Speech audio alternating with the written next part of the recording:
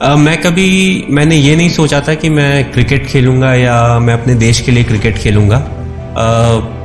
मैं सिर्फ जो स्पोर्ट था वो एंजॉय करना चाहता था। 4 बजे मुझे पता था मेरे घर में खेलने का परमिशन था, 4 से 6 आप खेल सकते हैं। स्कूल हमारा 1:30 तक ख़त्म हो जाता था, तो हम लोग एंजॉय करते थे। और उसके बाद जब हमारा गर्मियों की जो छुट्टियां होती थी तो स्कूल में जो हमारा क्रिकेट का सामान था वो लेके हम 15-20 दिन का कैंप करते थे, आपस में मैचेस खेलते थे। तो सब कुछ धीरे धीरे अच्छा होता चला गया। एक ब्रेक मिला जिससे मैं अंडर 16 और अंडर 19 डिस्ट्रिक्ट खेला।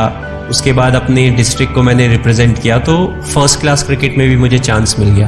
तो मैं हमेशा बहुत आगे की नहीं सोचता था। मैंने कभी ये नहीं सोचा कि मैं इंडिया के लिए खेलूंगा। मेरे लिए था कि मैं कल कौन सा मैच खेलने वाला हूँ या परसों कौन सा मैच खेलने वाला हूँ, वो मेरे लिए ज़्यादा इंपॉर्टेंस रखता था। और इस तरह की सोच ने मुझे बहुत ज़्यादा हेल्प किया, क्योंकि मैं बहुत ज़्यादा एक्सपेक्टेशन नहीं रखता था। मेरी ऐसी सोच नहीं थी कि यार इस टीम में मुझे सिलेक्ट होना चाहिए। मेरे हाथ में था परफॉर्मेंस करना, अच्छा करना, मैं वो करता था। सिलेक्शन किन्हीं और के हाथ में था, भले वो 5 सिलेक्टर हो या कोई और हो। तो मैं उन सब के बारे में नहीं सोचता था। मैं सोचता था जहाँ के लिए भी मुझे सिलेक्ट किया जाएगा मैं वहाँ जाके खेलूंगा और अच्छा करूँगा। और फिर एक बार जब आप इंडिया रिप्रेजेंट कर रहे होते हैं तो आई थिंक मोटिवेशन की कमी नहीं होती है। कि बहुत कम लोग होते हैं जो अपने देश को रिप्रेजेंट कर रहे होते हैं, चाहे वो किसी भी प्रकार का स्पोर्ट हो, किसी भी प्रकार का प्लेटफॉर्म हो। तो दैट इटसेल्फ हमें इतना मोटिवेट करता है कि हम जब इंडिया के बाहर जाते हैं तो हम कोशिश करते हैं कि हम अच्छा परफॉर्म करें, but at the same time हम प्रोसेस पे ज़्यादा रियलाइज़ करते हैं कि क्या क्या चीज़ें हैं जिसके कारण हम यहाँ पे सक्सेसफुल हो सकते हैं। तो आई थिंक मोटिवेशन की कभी कमी नहीं हुई, बट ये मैं ज़रूर बोलना चाहूँगा कि मैंने कभी सोचा नहीं था मैं देश के लिए खेलूँगा, बट अल्टीमेटली मैं खेल रहा हूँ और हमारी टीम अच्छा कर रही है। तो बहुत ही प्राइड वाली बात है कि आप एक ऐसे स्ट्रीम में आप अच्छा कर रहे हो जिसमें आपका पैशन था, जो आप सदा अच्छा करना चाहते थे। ऑफ कोर्स लेवल्स अलग होते हैं। पहले मैं डिस्ट्रिक्ट के लिए खेलता था, फिर मैंने स्टेट के लिए खेला और फाइनली कंट्री के लिए खेला। देखिए, ऐसा कोई हमारे पास रेसिपी तो होता नहीं है कि इतना नमक, इतना गरम मसाला डाला तो ये खाना इतना स्वादिष्ट हो जाएगा। तो जो हमारी टीम के प्लेयर्स हैं उन्होंने बहुत अच्छा किया है। सबने कंसिस्टेंटली परफॉर्म किया है और प्रैक्टिस में बहुत मेहनत किया है। जहाँ जहाँ उनका वीकनेस था उन एरियाज़ में उन्होंने इम्प्रूव किया है। ऐसा नहीं कि सिर्फ हमने अच्छा ही किया हो। एक समय था 1 साल 1.5 साल पहले जब हमने बहुत अच्छा नहीं किया था, तो उस समय हमने ये रियलाइज़ किया कि बाकी जो टीमें होती हैं वो भी अपने देश को रिप्रेजेंट कर रही होती हैं, वो भी चाहती हैं वो अच्छा करे।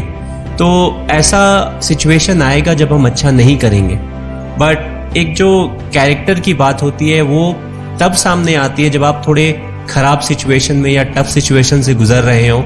उसके बाद आप किस तरीके से सामने आते हैं और किस तरीके से आप वापस अच्छा परफॉर्म करते हैं, उससे एक टीम का रियल कैरेक्टर पता चलता है।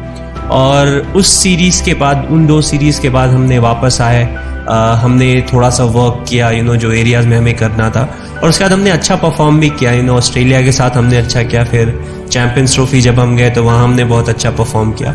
मुझे पता है कि मैं जिस नंबर पे अभी बैटिंग करता हूँ उस नंबर पे अगर टीम ने अच्छा किया और मैंने भी अच्छा किया सेम दिन, तो मैं 40, 45 या 50 रन से ज़्यादा नहीं बनाऊंगा, क्योंकि ऊपर के बैट्समैन भी रन बनाएंगे तब मेरा चांस आएगा।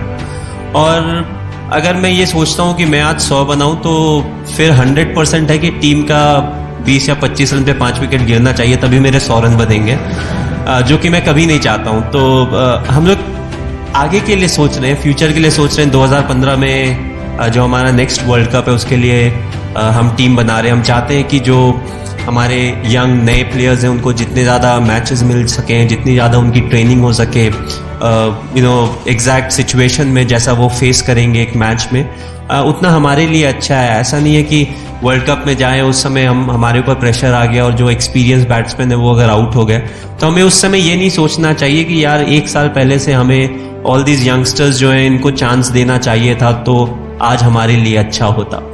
तो ये सोच हम नहीं लाना चाहते हैं। We want to be very prepared. हम पूरी तरीके से जितना हो सके उतनी यहाँ प्रैक्टिस और मैचेस सब इंडिविजुअल्स को देना चाहते हैं, ताकि जब एक वर्ल्ड कप प्रेशर सिचुएशन में उनके ऊपर प्रेशर आए तो वो अच्छे से रिएक्ट करें और इंडिया को मैच जीतें।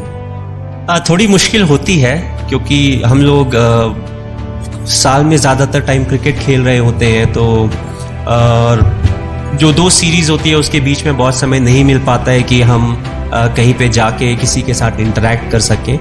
तो मैं ये कोशिश करता हूँ कि अगर उस जगह कोई कैंट एरिया है स्पेशली, तो वहाँ पे जाऊँ, जवानों से मिलूँ, थोड़ा सा समय उनके साथ बिताऊँ, क्योंकि मुझे भी बहुत ज़्यादा उनसे सीखने को मिलता है। जो टीम वर्क की बात होती है, उसमें मुझे ज़्यादा आप बोल सकते हैं कि हेल्प मिलता है। एंड काफ़ी इंडिया के स्टेडियम ऐसे हैं जहाँ पे अगर आप जाएं और वहाँ पे मैच हो रहा है, जनरली हम 2-3 दिन वहाँ पे रहते हैं, तो कोई ना कोई कैंट एरिया ज़रूरी मिल जाता है, चाहे वो अहमदाबाद हो, चाहे वो कोई और दूसरी जगह हो, या इनफैक्ट जब मैं रांची जाता हूँ तो दीपाटोली कैंट बहुत पास है, या रामगढ़ भी जा सकते हैं। तो आई थिंक उस तरीके का थोड़ा अनऑफिशियल विजिट होता है। और ऑफ कोर्स जब थोड़ा लंबा ब्रेक मिलता है, 1 या 1.5 महीने का ब्रेक मिलता है, तो we try to do something. हम अप्रूवल के लिए भेजते हैं। ऑफ कोर्स आर्मी में सब चीज़ आसानी से नहीं होती है, अप्रूवल लेना पड़ता है, सब कुछ प्रोसीडियर से चलता है। तो आई थिंक अगर सब चीज़ें सही लाइन पे अगर चलती है तो फिर हम ज़्यादा टाइम बिता सकते हैं। बट ऐसा नहीं है कि जब हम क्रिकेट खेल रहे हो और टाइम की थोड़ी कमी हो तो हम लोगों से जाके नहीं मिलते या जवानों से जाके नहीं मिलते हैं। जैसा कि मैंने बोला, आर्मी में सब कुछ एक प्रोसीडियर से होता है। तो सबसे बड़ी प्रॉब्लम है जो पैरा जंप्स के लिए एक साथ जो डेट्स चाहिए, आपके लिए वो शायद 10 दिन होगा, बट मेरे लिए वो 25 दिन है, क्योंकि हर चीज़ 4 बार होगी।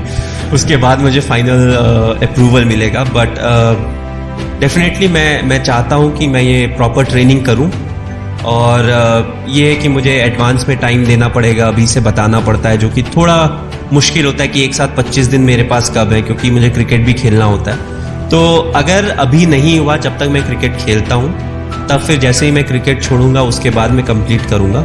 बट 100% है कि मैं ये ट्रेनिंग ज़रूर करना चाहूँगा, बिकॉज बीइंग अ पैराट्रूपर, अगर आप पैरा जंप्स नहीं करते हैं तो you are not really a paratrooper.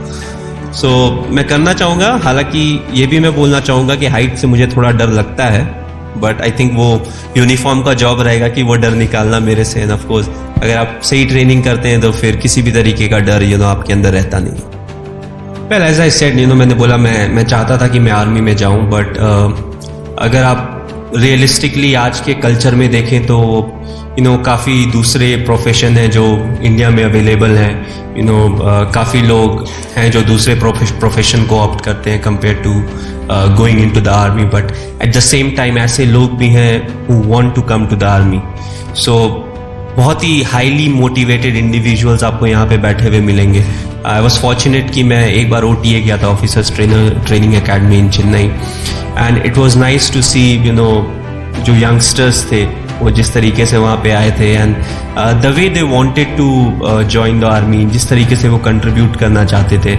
तो आई थिंक काफ़ी एक टफ रेजीम है बीइंग एन आर्मी जवान और an officer. It's a very tough regime. ना सिर्फ इनको, आई थिंक हमें we need to thank their families, they go through a lot, और काफ़ी टफ होता है उनके लिए भी। समय समय पे ट्रांसफर्स होते रहते हैं, छोटी चीज़ें बड़ी चीज़ें, और मैं वाकिफ़ हूँ because I belong to a place जहाँ से पास में ही we have 2 and 3 cantt area, so the real problems. और also I feel to and I would like to say something, whether I don't know whether I should say it on camera और not, but India में ऐसा culture आ गया कि हर कोई चाहता है भगत सिंह पैदा हो, बट